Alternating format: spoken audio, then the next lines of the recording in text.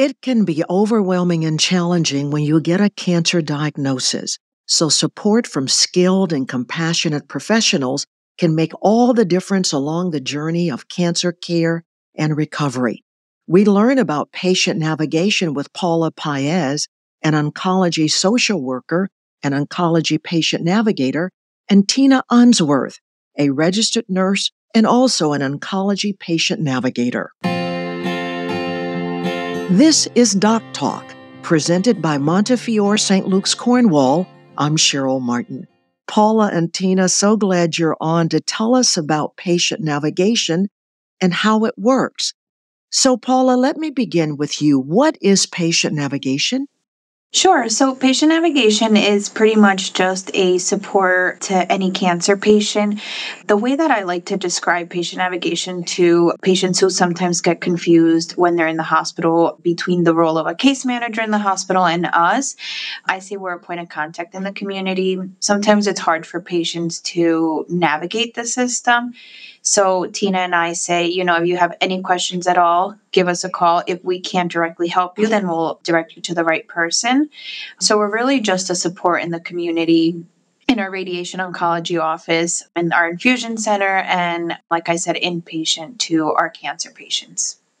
So Tina, when someone has been diagnosed with cancer, will a navigator reach out first along with the doctors, or is it left up to the patient to learn about a patient navigator and say, yes, I am interested in being involved in this? So we have a lot of different ways that we get referrals to us. We do visit the hospital at St. Luke's, and we do visit patients that have a cancer diagnosis. We also have oncologists that refer to us, and then we reach out to the patient and try to remove any barriers they would have to care. And then we also have marketing. So we have in the community, we reach out to patients at events. We go to health fairs and churches, and we try to get our name out there to everyone. This way we have a point of contact. They have a point of contact in the community, whether they come to Montefiore or they're just in the community and they have a cancer diagnosis. So there's a lot of different ways we reach out to patients. So this is great to know. So it's not just a program for those who have been diagnosed with cancer or either going through treatment, but even if someone is in the community that has been diagnosed, they can take advantage of your services? Correct. We do a support group every week, and that's anyone with a cancer diagnosis or family members that want to be on our support group, whether they come to this hospital or they're just in the community. And we also do community events with just not cancer diagnosis. We do community events and we do screenings, and we get them the resources for them to get cancer screenings as well. Now, how long does a patient navigator walk alongside a patient? There's really no end to when we stop our services. We are a point of contact whenever they need us. I would just like to add, when we first talk to a patient, we kind of tell them, we're here to help you as you need us to. So if you go, a few months without needing us, that's totally fine. They can feel free to pick up the phone, give us a call if an issue comes up. And we do have a lot of patients that kind of come in and out of our program. Run through a list of the services that you provide, what that looks like. Sure. So Tina and I actually do something that's called the distress screening, which asks questions to see if the patient has any issues with financial insurance. Tina and I can help connect patients to insurance carriers, and also we help connect patients to grants. There's a lot of grants that are diagnosis specific. So if we know, for example, a patient has breast cancer, we know to refer them specifically to a breast cancer grant. Leukemia and lymphoma is also a great resource for patients with blood cancers, and they actually cover a wide spectrum of diseases. We also ask about transportation. Unfortunately, we don't have a transportation grant, but we can help set up Medicaid transportation. And we also work with the local taxi in the community that will provide our cancer patients with a discount. We ask about their supports in the community. We ask about any mental health that a patient may need help getting connected to, such as therapy or medication management. We also ask about any need for assisted devices to get around the home. We have ordered wheelchairs for patients. So that's just kind of like our assessment that we do to see what we need to connect a patient to. Is a cost involved in these services? Your services? Nope, our services are completely free. That's great. Now, what kind of feedback from patients have you received?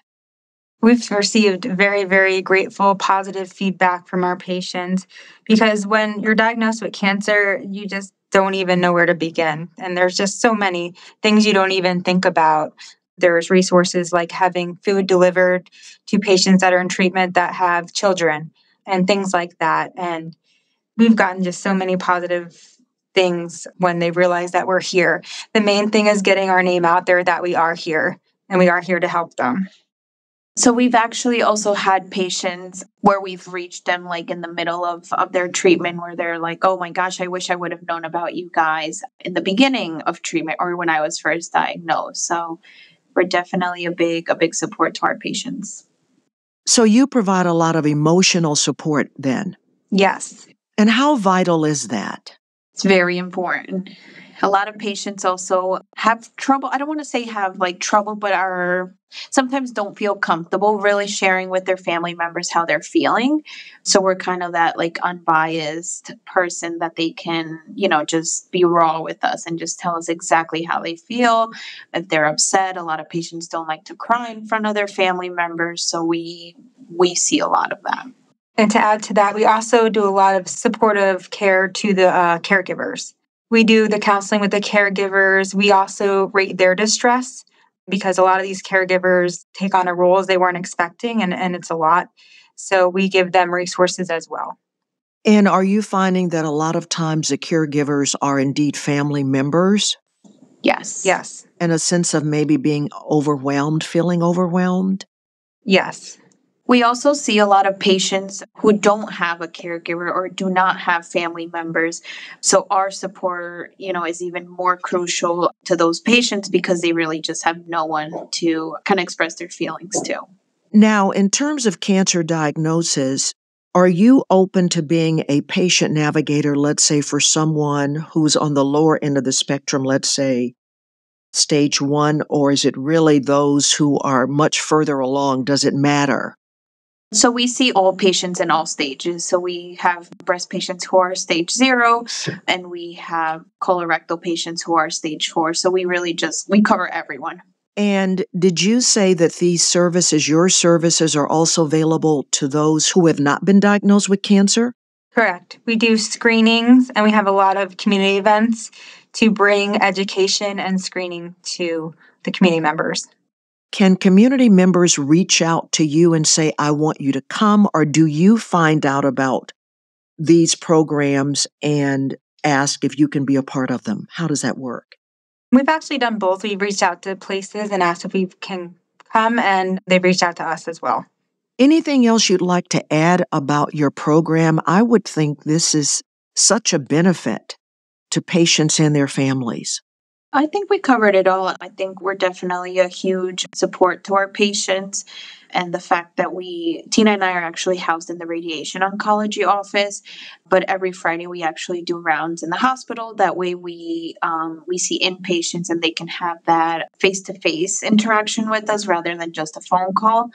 We also cover the community and, like I said, our infusion center. We do round the medical oncology offices, not too often, but just to kind of introduce ourselves to the staff at the offices so that they know about us. And if they see that a patient is in need of our services, they know to refer them to us.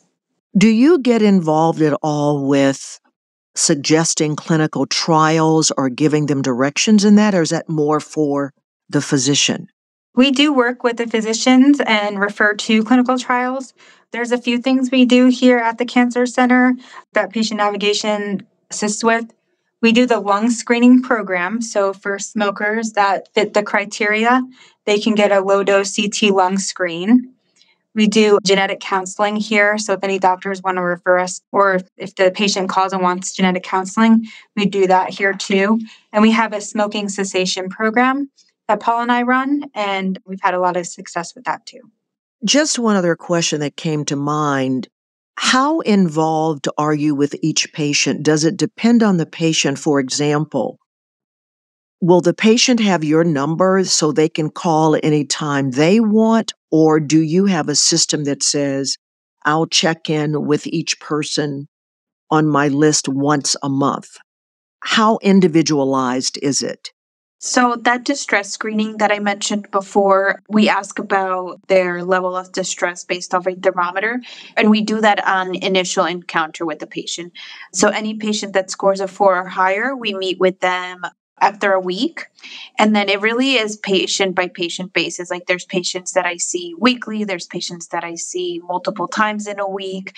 It all just depends on their needs. The patients also do have both of our direct lines in case anything comes up. Great.